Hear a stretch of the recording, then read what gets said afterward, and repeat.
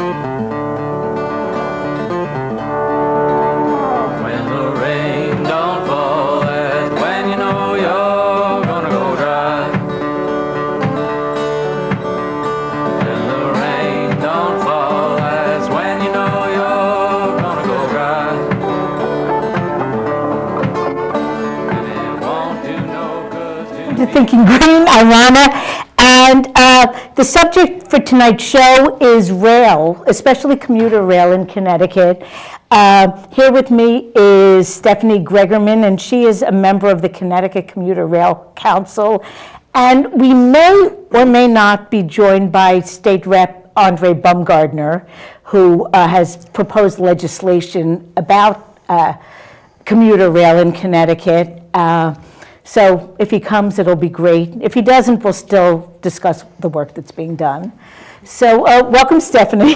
Thank you, Rana. And I guess I wanted to start out asking you, what's your connection with rail? How did you get involved? Well, I have loved rail for a long time, actually. But I started with rail, actually commuting on Amtrak when I was a student in New York City. Because I grew up in Rhode Island and I would commute on Amtrak at the time. And then actually when I moved to New London, I was commuting between New York City and New London quite a bit. And right now, I work in South Norwalk and New York City. So for you. Yeah. And so I commute from downtown New London a couple of days a week. And so I actually have had a long history with rail and commuter rail. Plus, I lived in New York City for a long time, which is, the subways are your main source of commuting. So I got very used to trains. So how long have you been on the council? Actually, I just started on the council in September. So the council is it's actually supposed to have about 15 people on it. Right now, I think we have about 10 or 12. It depends on who shows up each month. But the council has most of its membership from the Metro North side of the state. And I was put on the council to be a representative from New London, because the person who was there, Laura Cortez, she's moved, so she's now the representative from Hartford. And so I started in September, and I'm just actually still, I feel, getting used to how the council works and all the dynamics of it. And I'm guessing that, as is true with so many issues, Southeast Connecticut tends to get forgotten in the statewide planning unless there's someone right there to remind people that we exist. Yeah, I mean, it's really true. I know that people say that, but I have actually experienced that feeling on the council in certain ways. Now, granted, Metro North has about 3 million riders, a month on it, and there's a lot of issues that happen from that line. But we do have to be visible and be vocal here a bit more than other places, because we're not always in the forefront of people's minds. Now, maybe you can give a little bit of a background on Shoreline East. 5 or 6 years ago, we had very, very limited service, right? So what's happened over the last half dozen years or so in New London in terms of service by Shoreline East? Well, I know that there's a group in New London called the Shoreline East One More Stop group that had been very, very active in getting more of the trains. So right now we have a schedule that has some trains going all the way to New London, and all trains going to Old Saybrook. So that group I know was active in getting the DOT to extend more of the trains to New London, more of the weekday trains. And then they also worked very hard, and that was a piece of the group that I was a part of, to get weekend trains. So we didn't have, not only did we have limited weekday service to New London, but we had no weekend service to New London, and that only happened at mid-2012. So really, that's less than 2 years. Yeah, and I don't, I know that there's been, there's a long history of Shoreline East, and I don't profess to be an expert in the entire history of it, but I know that at one point they had more service, and then service was reduced, and then it was a slow progression to get the service that we have now.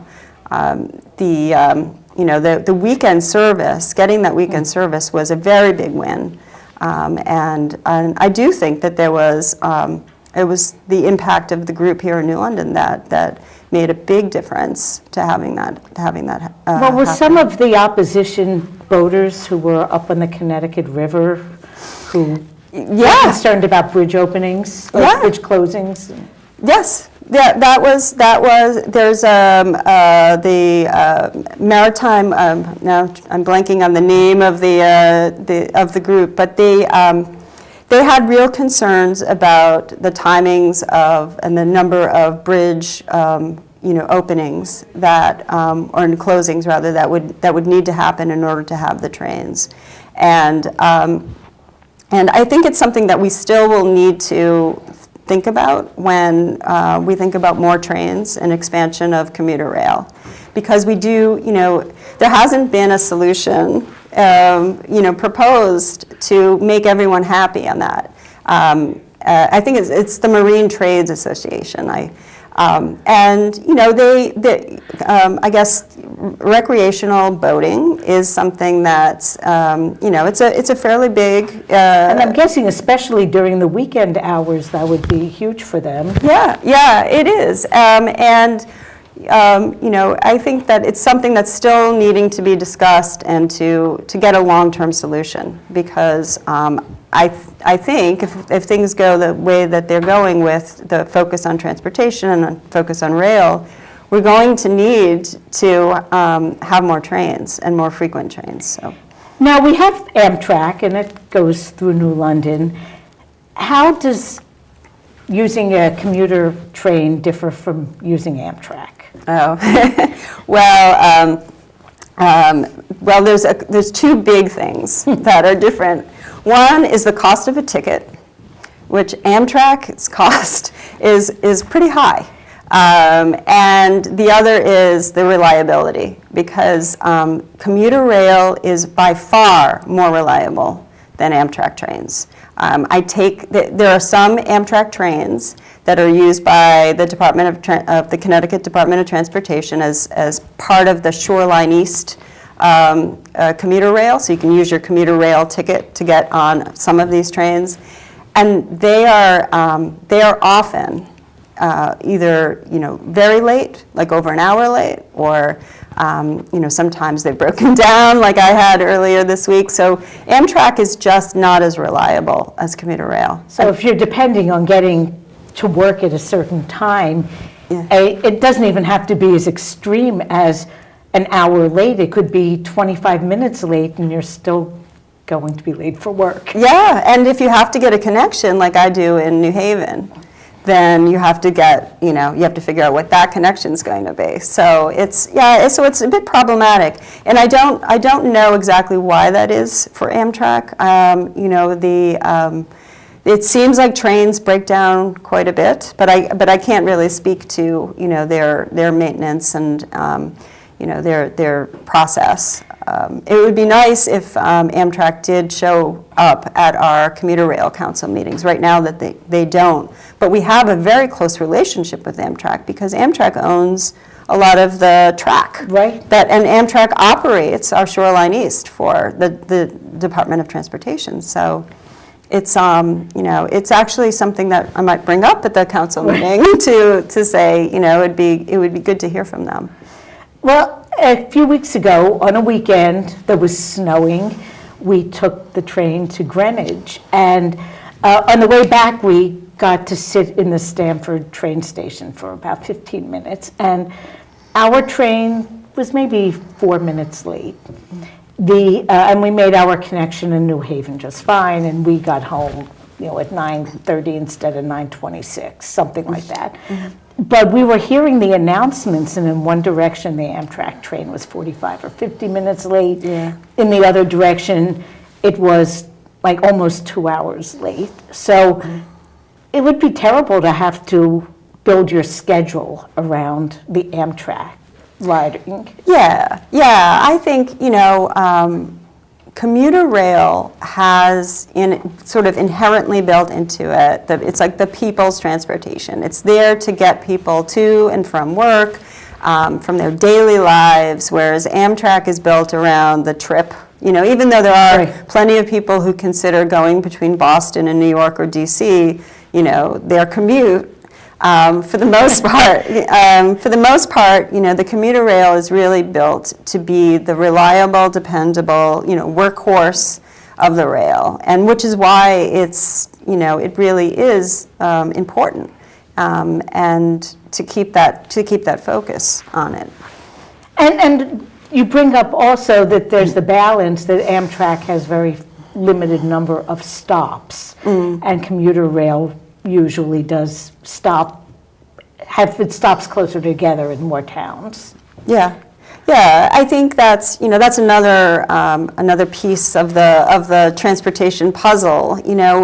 No one rail system is going to be, I don't think, everything to everyone, and you have to sort of build different ways of taking people for their various reasons. So right now, Shoreline East has quite a few stops. It takes a bit longer to get to New Haven because of that, Right. but it allows us to get to Guilford and get to other smaller Westbrook and a bunch of other smaller places that those folks will want to get potentially into New York City. So we need to have that. But we also need to have something that's actually going to get us there in a reasonable amount of time, especially if you're going to New York City. Yeah, so it is a balance. You don't want it to be a 4-hour drive to New York City.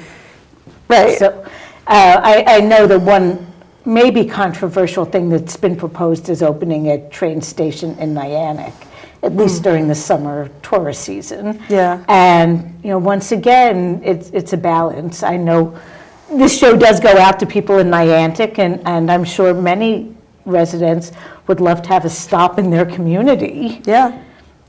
But on the other hand, how many stops can you have and have a trip be a reasonable length? Right. And I think, Shoreline East doesn't have that many trains like on the weekends, but I could see, I suppose, that there's, like sort of the skip stop approach where one Right. train is going to certain stops and the next train is going to others, so that you're not taking that time away Right. from the route, but you're actually having alternatives for smaller stations.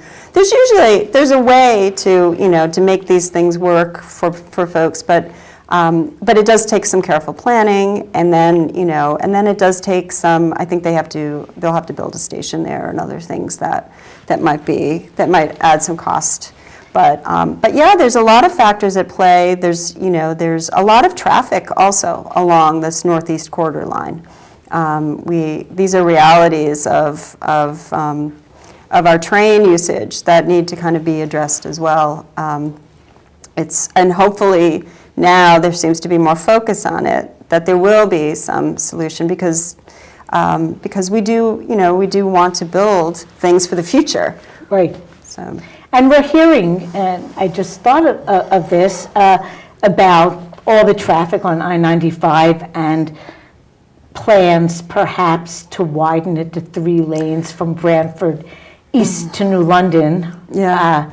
And I think, I really hate driving on those 3-lane roads. And they still have, if you go west of Branford, it doesn't keep it driving from being a nightmare. Yeah, I don't think that's ever been proven that widening a road actually decreases the traffic. And having lived in Los Angeles, I can attest to the fact that wide freeways with multiple lanes did nothing to alleviate traffic. It just seemed actually to kind of make it worse. And I just think that, planning for cars, more car use is not planning. I think there are smart ways to build ways to get people from one place to another, using some of the established things like rail, and alleviating some of the traffic that we have on the I-95 corridor.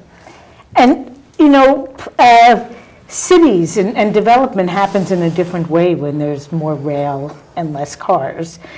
Cars just seem to bring sprawl wherever they go, because, you have an exit every mile or two on the freeway, and so there's nonstop wall-to-wall development along that whole corridor. Yeah. And you need a car to navigate it, whereas traditionally, where you have trains, you have clusters of development near the train stops, which are denser, and you can walk and bike within them.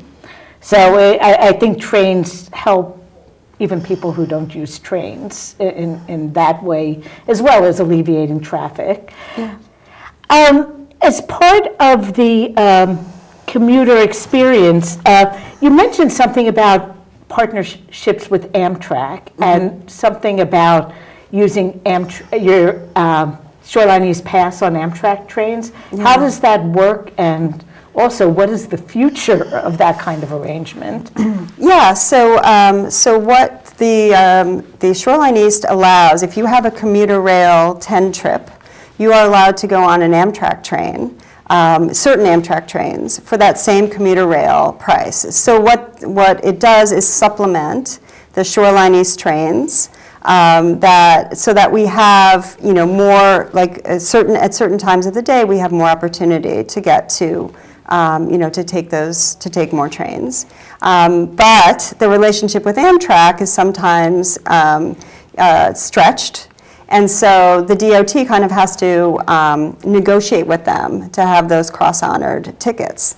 So it's something that's still on the, still very much up for grabs. But those trains are really, really important to a lot of people. I mean, I've personally spoken to people who take some of those Amtrak trains, and they absolutely need them in order to get back to New London, to pick up their children at school and do some of the things that to make their lives work.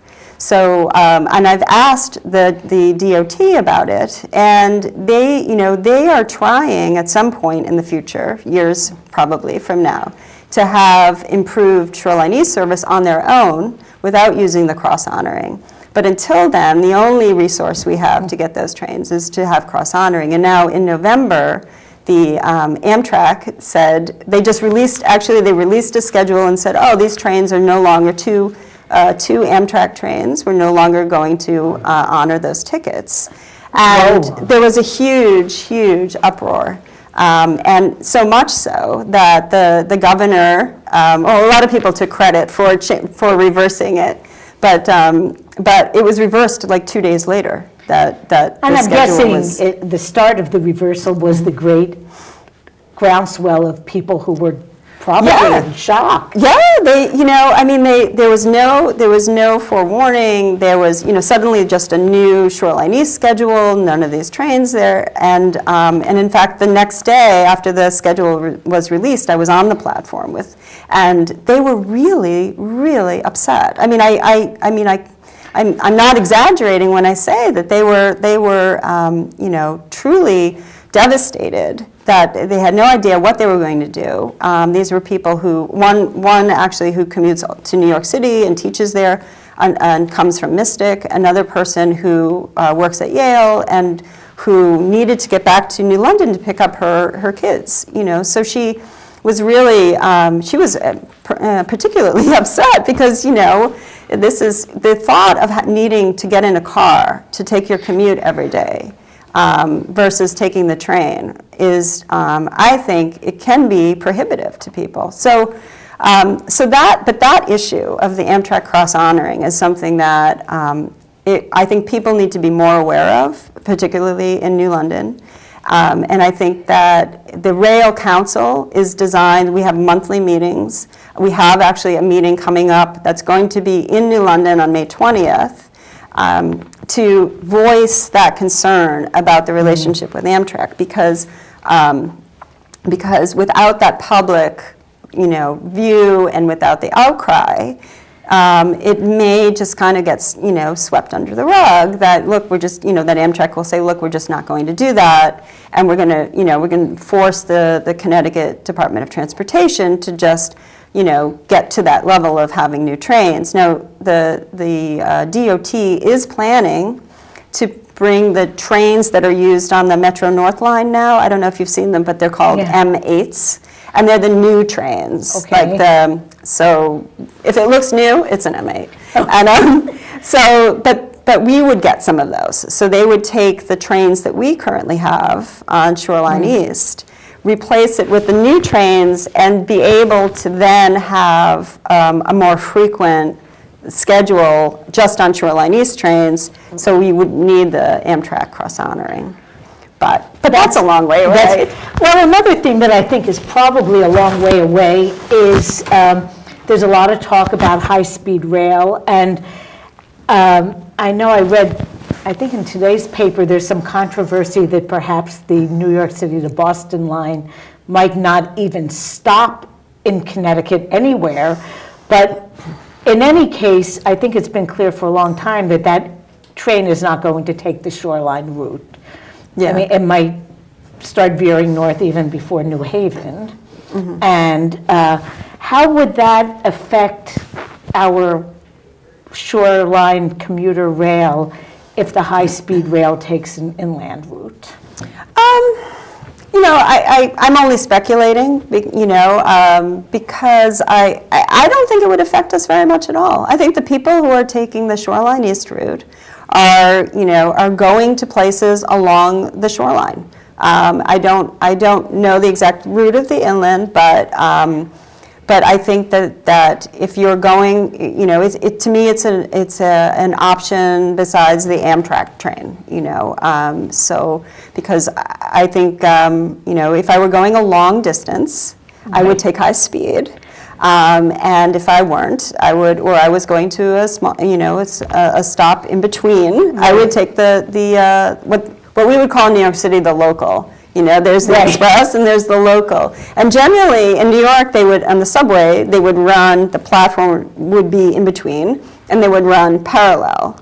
But I think, but that's a different beast altogether. But in this, it's a similar idea, I believe, that if you have a long distance to travel, you get on the express. You get on the... Right. And I'm thinking it might even help us along the coast that we're not, you mentioned the boaters, if those rails aren't, the high-speed trains aren't affecting bridge closings, right, then there might be room for us to have more local trains. Yeah, I think, I think that there's probably good information out there of ridership. I was actually surprised. I took the train to Hartford. So I had to go to New Haven and then there's a couple of Amtrak shuttle trains that go up there now. But I was surprised at how many people were on those trains to Hartford and points, And I points wouldn't north. think to take a train to Hartford. I took it because I had never done it before, and I was curious to see, what it was like and who was on it and all of that stuff. But and it does, you are going kind of, and you are adding an extra hour, but it was a really busy train. And the great thing about the train is that it takes you right to downtown Hartford. So you are, you don't have to worry about parking, and you're right downtown. And if you want to, I actually walked to the, to the Capitol offices and things. So it was really, rail, I think it does harken back to the development idea that rail was built to be going into a central hub, where everyone had, where you could then have access to everything that you needed. And I think that model, to me, that model makes perfect sense. I think the thing, now, what would be helpful to people is to take that a lot of times you just don't know how to get from the train station to where you need to be. So the last, I guess, what's the expression? The last mile is always the hardest. I think that's where we kind of fall a bit in our transportation planning. We just have cabs. Yeah, we have a cabs. lot of options. We have cabs, and if I needed to go on a daily basis to my office, I couldn't do that. So, like when I go to Norwalk, they've coordinated their buses to the train, Commuter Rail, in both directions, and they have sort of almost like a shuttle. It's actually just part of their regular service, but it goes specifically to some of the business parks. Oh. So I'm able to actually get, without a wait, go right from my train to a bus, and then go right to basically to the door of my building. And they've, so with that design in mind, they're able to make it totally doable for commuters, and there's quite a few, especially, from New York City, you have a lot of people who aren't driving.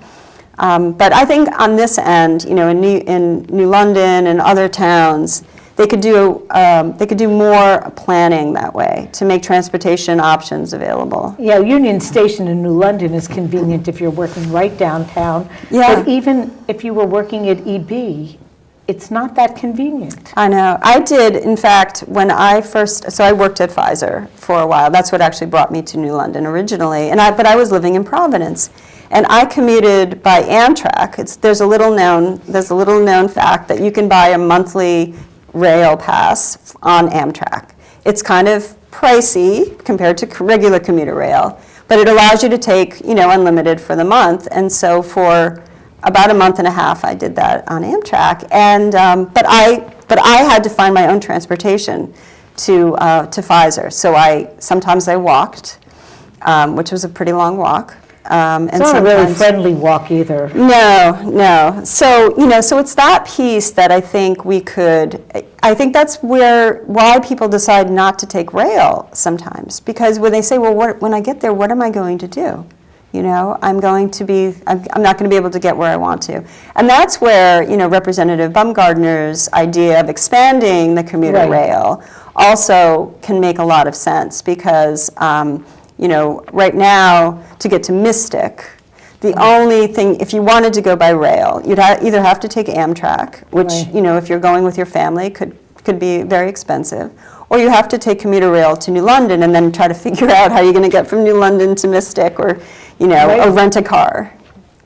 And actually, there aren't even car rental places right downtown, are there? Not that I know of. I mean, I think that maybe even, I don't know if Zipcar would be willing to be, right downtown or something. With an expansion of service, I would think we'd be better positioned.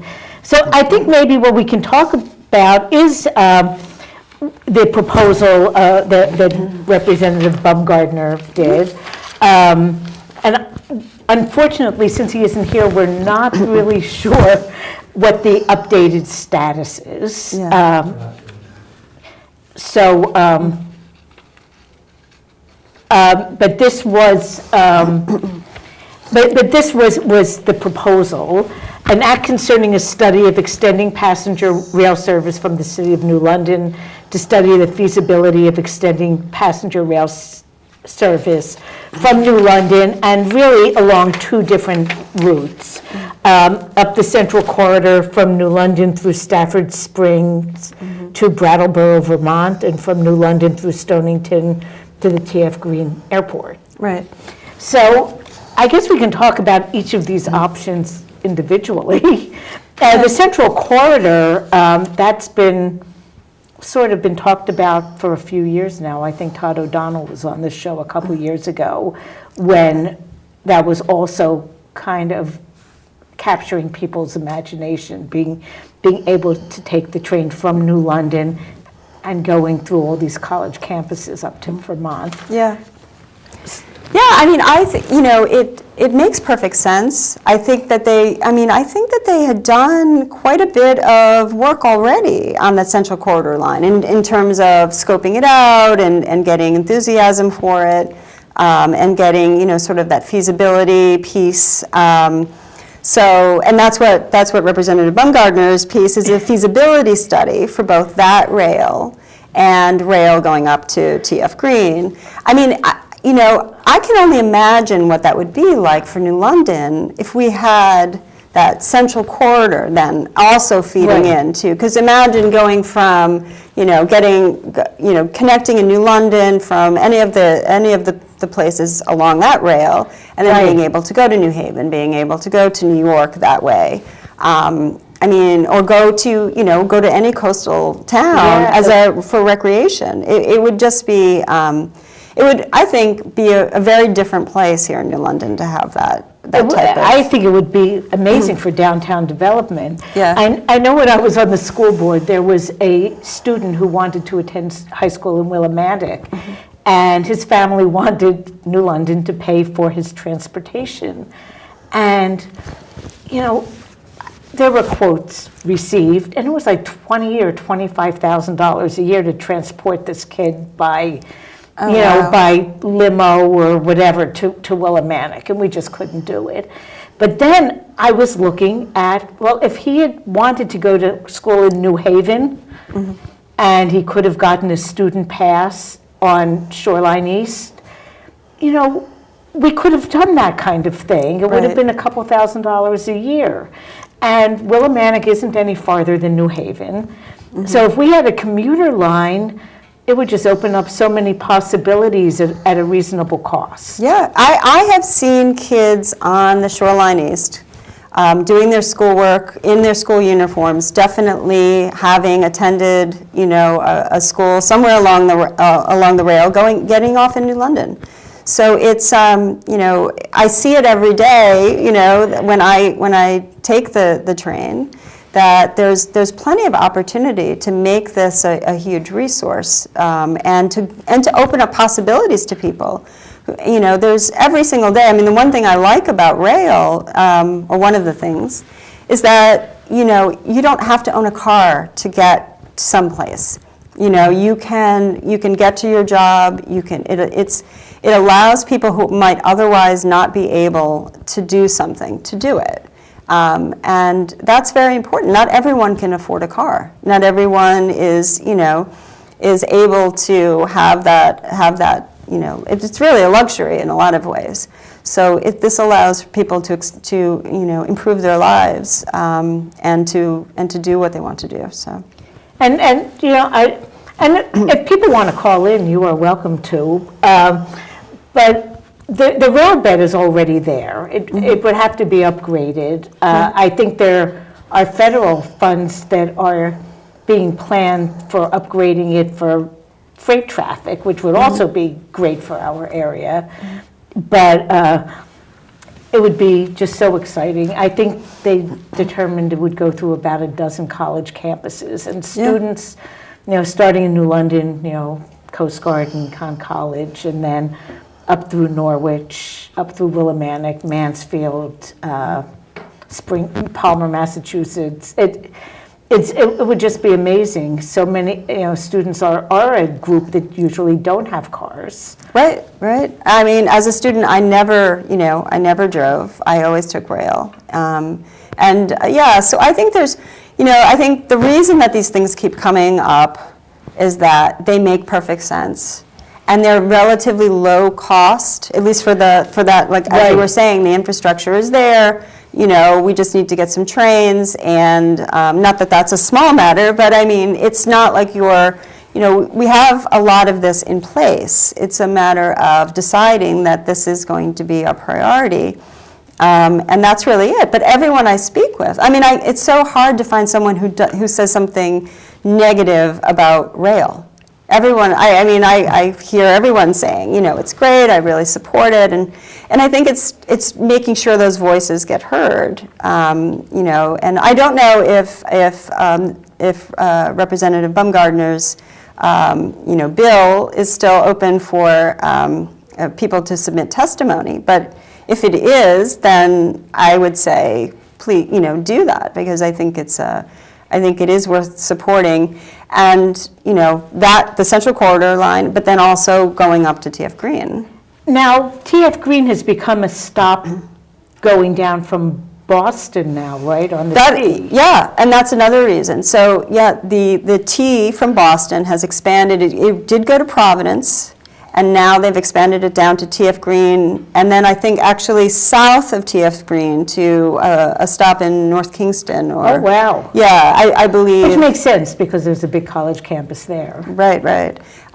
So they've already jumped on that, you know, and now if we met, you know, if we brought our commuter rail, you know, then it would just be so easy for people to get to TF Green. I mean, if you could get on a train in New London and get to TF Green, that's a very attractive thing to a lot of people. And I don't know, I mean, I would hope that people start to think about that type of transportation in the way and where they choose to live. I mean, I know for me, being able to walk to the train station and get to a job, you know, is just, it's key to living, you know, to where I live, and living in New London allows that. Right. It's one of the big, to me, I think it's a huge selling point for New London. I suspect you would not be happy as a car commuter to Norwalk. I have never, in fact, actually, and I say this to people, and it is the truth, if driving was the only option for that job, I would not have taken it.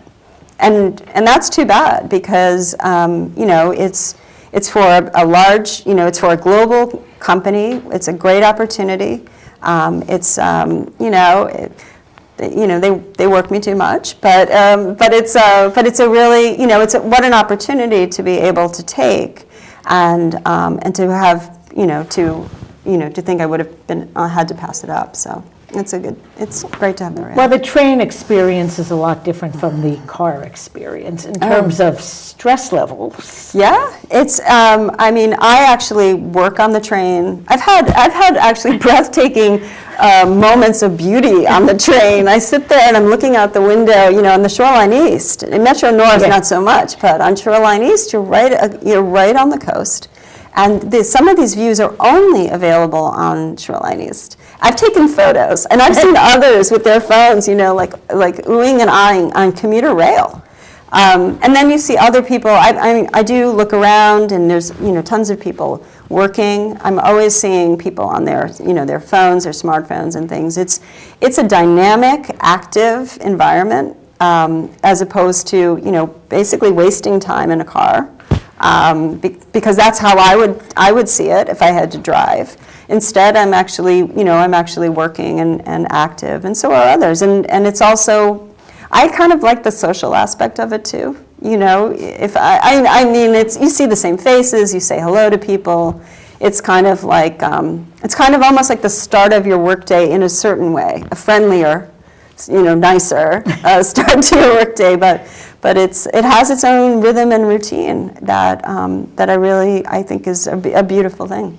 I imagine that some of the commuters, because you're all on kind of regular schedules, get to know each other. Oh yeah, I talk to people. Actually, we get to know the people who are on the train. You know, the conductors and the people taking our tickets, and there'll be people saying, you know, checking in and chit-chatting, and I've had great conversations. There was a man, because I love these stories, actually, because I think a big piece of commuter rail is this lost piece of community and experience. Because I know that we need to get from point A to point B, and we have to get there by a certain time and all of that.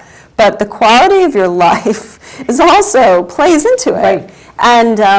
And I have had some really great encounters on the train. I mean, there was a man this was on the weekend train, because I sometimes will take a weekend train to go to a yoga class, actually, in New Haven. And this man, we were going to New Haven. He was in the seat in front of me, and he just turned around and started chatting with me. And he had just taken the train down to have lunch in New London, to buy a sandwich at Subway, and sit on the pier on a bench and watch the view, or see the view, and eat, and then take this train back to New Haven. And that was his beautiful, like, Sunday afternoon. And I just thought that was a touching train story to me. That really it allows these types of things to happen for people without, because you would never get in your car, I don't think, to go to Subway and go down and to eat a sandwich in New London, but you might on the train because the whole experience is pleasant.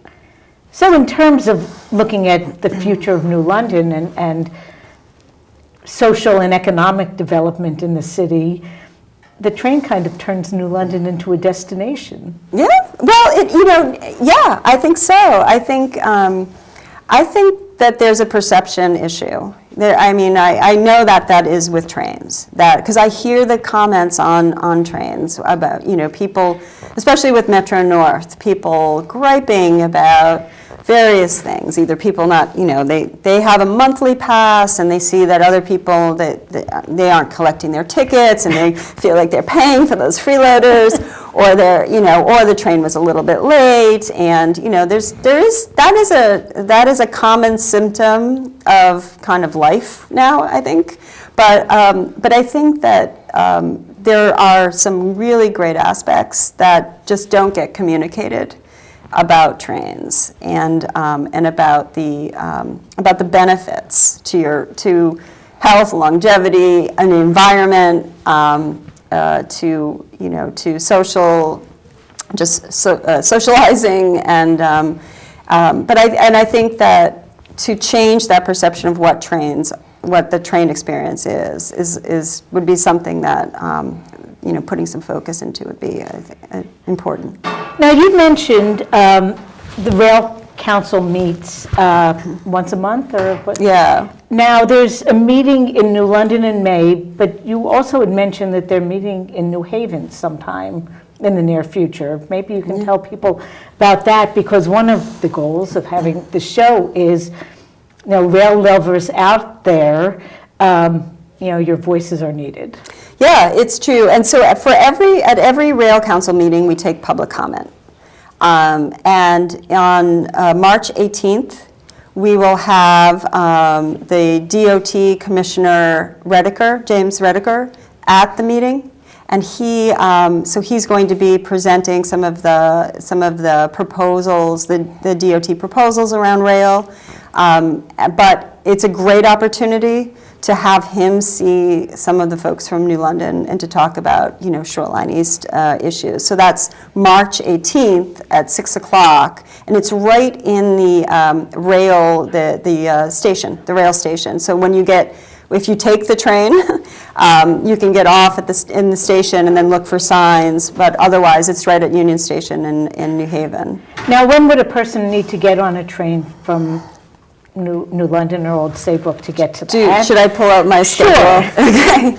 So in fact, schedules, I don't know if people see these around town, but they, where am I pointing? There. So they have them obviously at Union Station, but they also have them, I've seen them at Fiddleheads, I've seen them, so there it is.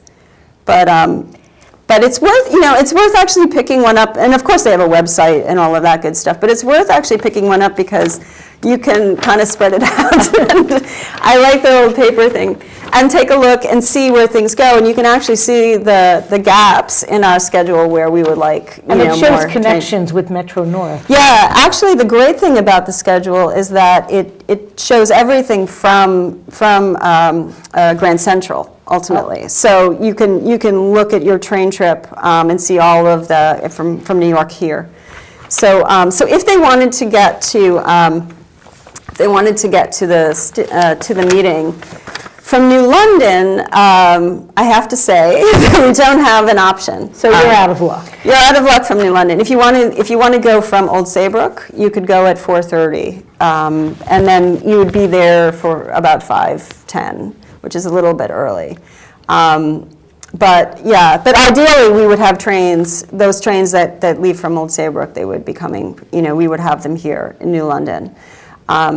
So unfortunately, and then afterwards, what time are there trains from New Haven back to Old Saybrook? That I think we have a better shot because, let's see, the New Haven train. So generally, the meeting you have a 7:32 or a 9 o'clock. Now the 7:32 is actually a cross honored with Amtrak. Oh. So check that before you get on it. just And to those make are sure. only cross-honored if you have a 10 trip or a pass, right? yeah, that's You can't buy true. a single ticket. Yeah, yes, that is a very good point. You can't do that. So if you, but I encourage a 10 trip because that would mean you would be taking Right. Shoreline East, more often. So, but And I'm yeah, guessing those are good for a while. yeah, they are. I think it's 6 months. I haven't checked my So- ticket in a while, but it's at least 3. So they are pretty good with the tickets in terms of holding on to them. So, in the past, I'm sure DOT has been really focused on highways much more than rail. Do you see that there's a change in the wind? Yeah, I do. I mean, it seems to me that the budget that I saw seems to have a fair amount of money devoted to rail. How it gets divided up is still up for grabs, but I think there is more of a focus on rail. I think that there's just been. I think there's been more demand. I mean, the demand on our weekend service has been increasing steadily. People are really tired of taking the 95 corridor, so they are looking for alternatives. It is worse all the time. Yeah, I think so. So, and then you mentioned the meeting in May that will actually be in New London. Yeah. So what can people do? You mentioned there's public comment. What kind of things would you expect New Londoners to want to speak to? I think it would be great to just show those folks who take the train and believe that if we had more rail and we had, it was a priority, that they would be responsive and they would support it. I think it's fine to go there and talk about expansion of rail, or to talk about how you would like to see Shoreline East improved, whether that means you want more stations or you want better trains. I just think just saying what you feel about Shoreline East and rail is just important. And it's nice that they're actually coming to this part of the state, because I'm guessing they haven't very much. No, in fact, generally, I don't think that they even consider New London as a place to have their rail council meeting, because Metro North generally likes to be at the Stamford location, and that's where I usually go for the meetings. So I'm assuming by train. by train, yeah. I like the train adventure generally. It's pretty good. But so I did actually propose that they have a meeting in New London, and they accepted it. So that was I thought a win for us. So we'll have more information exactly like where the location is. I'm guessing it'll be downtown somewhere. Yeah, I'm scoping out some places. Definitely downtown, definitely walkable from the train station. Now, we have about 3 minutes left, and I think maybe in those 3 minutes, just talk about what... Phone call. Oh, we have a phone call, actually, so maybe we'll do that. Okay. Hi, thanks for calling. No? Two. Talk to you. As Hi. far as Shoreline East goes, to me, this would be such a great boost for this city. I think if it was reasonable for people to buy condos here that work in New York and could get back and forth to work in a reasonable amount of time, be able to be in Connecticut or here on a weekend when they're off, would be phenomenal. I think people would jump on something like that, especially younger people that want to get out of the city and want to get into the country a little bit. This is what I vision for the Shoreline East in New London. Yeah, thank you. I think it could be a great boon both for businesses to locate here and also for residents to come who would find it accessible if they have jobs in New Haven or in Providence or farther away, or New York. Yeah, I mean, you can commute from here to New York City and get there at a reasonable morning work start hour. I've done it, you can leave here and be there for, 9:15. which is, Not to mention, you don't have to concentrate on driving, so in all that time, you could be doing, pre-work before you even get to work. that's right. Or relaxing.